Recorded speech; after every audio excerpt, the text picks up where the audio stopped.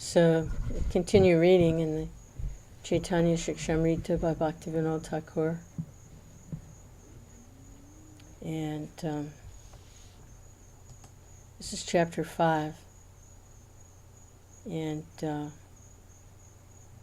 it's entitled, chapter 5, part 1, it's entitled Bhava Bhakti.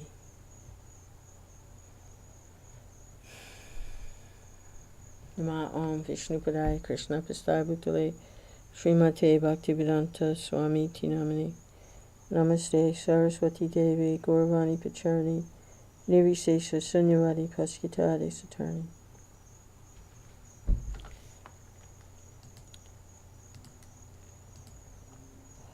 Okay.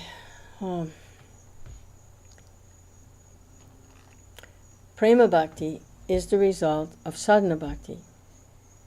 Prema has two stages, a preliminary stage called bhava and prema.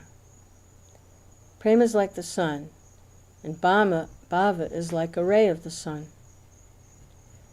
Bhava is essentially Suddha Sattva, makes the heart soft with taste. When the cultivation of Krishna, which was described previously in the discussion of bhakti's general characteristics, becomes pure sattva and makes the heart soft with taste, it becomes bhav. When bhav appears in the mind, it takes possession of the mind. Actually, bhav is self-revealing, but taking shelter of the mind, it appears to have been manifested from it. Another name for bhav is rati, or attraction. Rati is itself taste incarnate, but appears as the cause of taste of Krishna. It should be noted here that rati is a spiritual entity having no connection with the material world. The attraction that conditioned souls have for material objects is but a perverse material transformation of the spiritual rati. When a person cultivates devotion to the Lord in the material world, rati, a portion of the samvit shakti from the spiritual world, becomes the cause of taste for all objects related to the Lord. At that time also, a portion of ladini shakti bestows genuine bliss to the devotee. Rati is the seed of the desire tree of prema. When various other elements, bhavas, appear to assist rati, rati combines with these elements and gives rise to the tree of prema. Specific examples will be given later in the discussion of ras. Rati is the smallest divisible portion of prema, beyond which division is impossible. Such as the number 100 has 100 small invisible units, so prema has small indivisible parts called rati. All the states that are experienced in sadhana bhakti, such as faith, ruchi, ashakti, are but fragments of one unit of rati. Though the faith and ruchi, which arise due to devotional association, may be fragmented, they are reflective of true spiritual elements.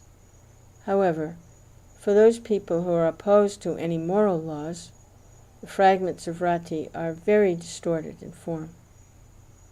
In the people who follow morality, the forms of rati are somewhat ordered. In the theistic moral people, the form is even more ordered, but still distorted. In the devotee practicing sadhana bhakti, there's no distortion, but they remain fragmented pieces, not a complete unit. When the devotee advances, rati, one unit of prema, appears. And when all the units of rati are present, the soul reaches perfection. Until the person who has achieved rati leaves his material body, he is still in contact with the material elements. Attachment to matter is the cause of perversion of rati, but if he establishes rati towards the Lord, he is freed from that perversion of rati and is situated in his real nature. Rati, or bhav, is of two types, due to sadhana and due to mercy. Bhav, due to sadhana, is of two types, due to Vaidhi Bhakti and due to Raganuga Bhakti. A faithful devotee, by careful practice, gradually develops ruchi, or taste, for the Lord. By further practice, that ruchi becomes ashakti, then rati, or bhav. Those are the successful stages of sadhana bhakti. Narada is an example of achieving bhav through Vaidhi sadhana bhakti. The woman who attained bhav mentioned in the Padma Purana is an example of bhav developed through Raganuga.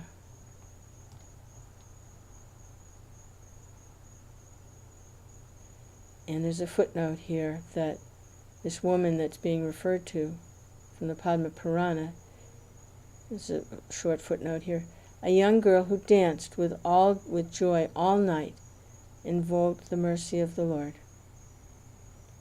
So there's a history. Someone danced for the pleasure of the Lord all night and received the mercy of the Lord.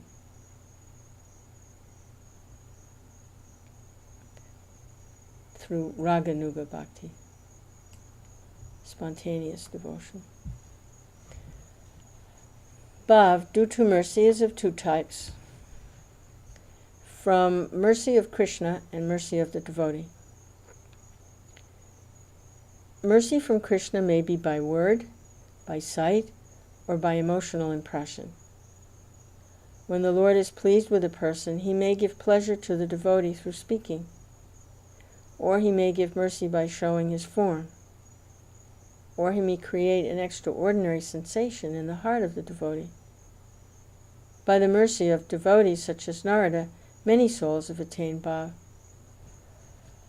The devotees of the Lord develop immense powers, and being merciful, they can spread that power to other souls. Prahlad and the hunter obtained genuine bhav by Narada's mercy. Concerning the bestowal of devotional energy by the mercy of the devotee, something should be mentioned. The power of the prema bhakta is unlimited, and thus the prema bhakta, if he's merciful, can transfer his power to any type of person. The bhav bhakta, being merciful, can instill power in the sadhana bhaktas so that they can assume a position similar to his own. And by the strength of his personality, the bhav bhakta can raise materialistic persons who have gained some qualification due to previous deeds to the level of ruchi. Vaidhi and Raganuga sadhana bhaktas can instill faith in materialistic persons who have attained qualification by previous deeds by dint of their teaching and example. Usually bhav is attained by sadhana, and bhav due to mercy is very rare.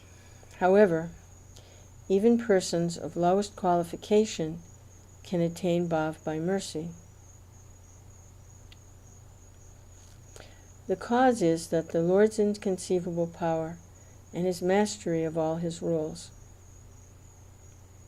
No one should think that the distribution of mercy is unfair, for Krishna, being independent, has the right to do this as master. What is right? The Supreme Lord's will is right, following the rules which stem from that which is normally considered proper. However, for the person with independent will, the rules are insignificant and dependent on himself. Krishna is above the standards of humanity which determine material right and wrong. Rati may be of 5 types according to the type of devotee, but these will be taken up in discussion of Ras. When bhava sprouts in the heart, the life of the devotee becomes extremely pure. So when bhava arises in the Vaidhi Bhakta, his lifestyle will naturally change. The bond of rules becomes slackened, and conduct becomes, to a small degree, unpredictable. The change from Vaidhi life to Bhava is not abrupt, but the activities of the Bhav Bhakta appear to be independent of the rules, for full natural rati becomes the regulator of all his activities. Though the Bhav Bhakta may be independent in action, that cannot cause any obstacles to his progress. He has no taste for pious activities or sin, and has no interest to perform obligatory works. He has no inclination to imitate others. Because of previous practice, all the activities for preservation of body, mind, society, and soul are accomplished without effort. Having contempt even for pious activities, there is no question of his performing sinful activity. While engaged in his life of Bhav, he may at times perform acts incongruent with Vaidhi standards, but the Vaidhi Bhaktas should not show any ill feeling toward him because of that. He has reached true success in life, so to offend him will lead to gradual dissipation of the Vaidhi Bhakta's accumulated devotion. The activities of Bhav Bhakta are very similar to those of sadhana bhakti, but certain new characteristics in the Bhav Bhakta should be carefully noted.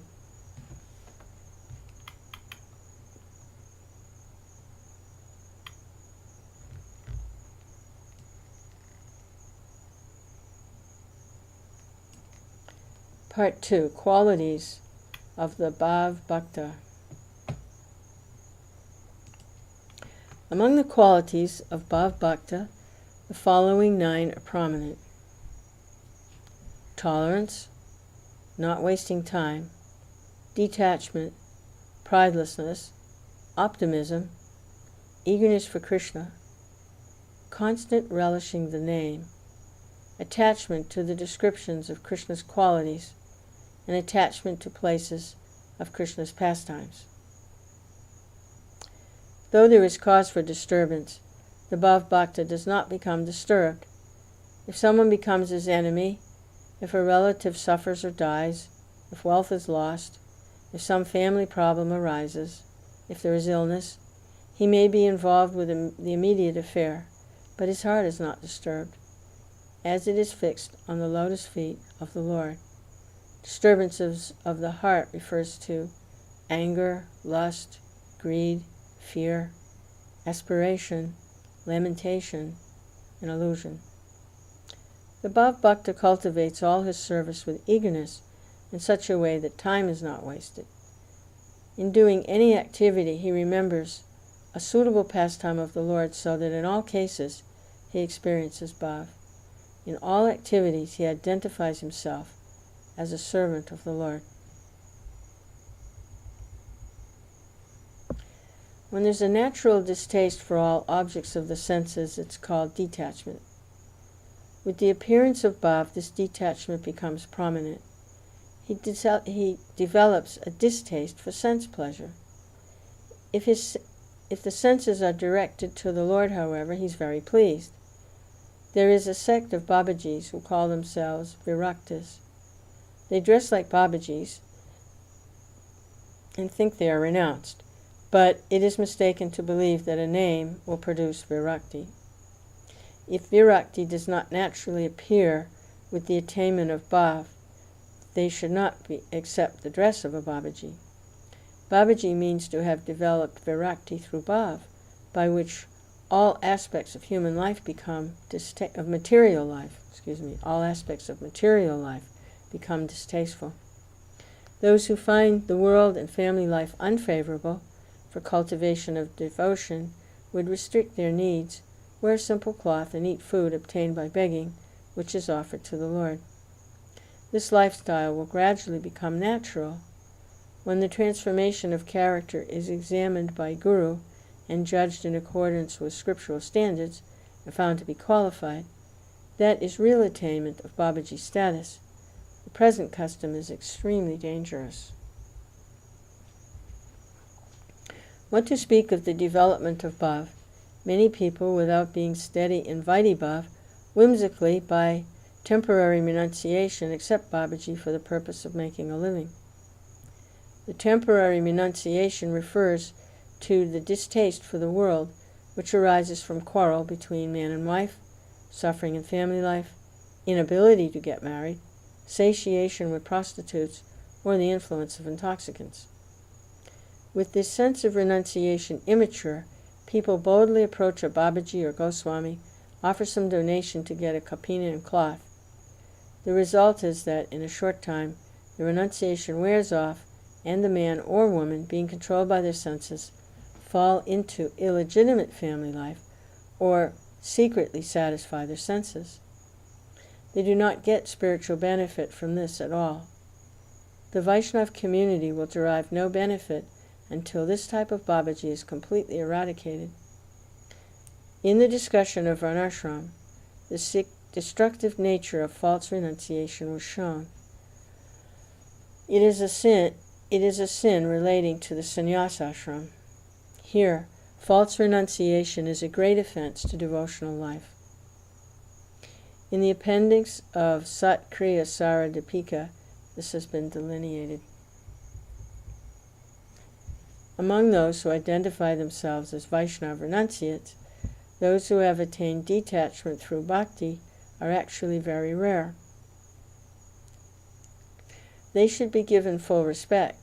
False renunciates are divided into 4 classes: monkey renunciates, false renunciates, unsteady renunciates, and imitative renunciates. Those with no sense of renunciation, but who take on the cloth of a renunciate, travel around the world, commit sinful actions through their uncontrolled senses, are called monkey renunciates.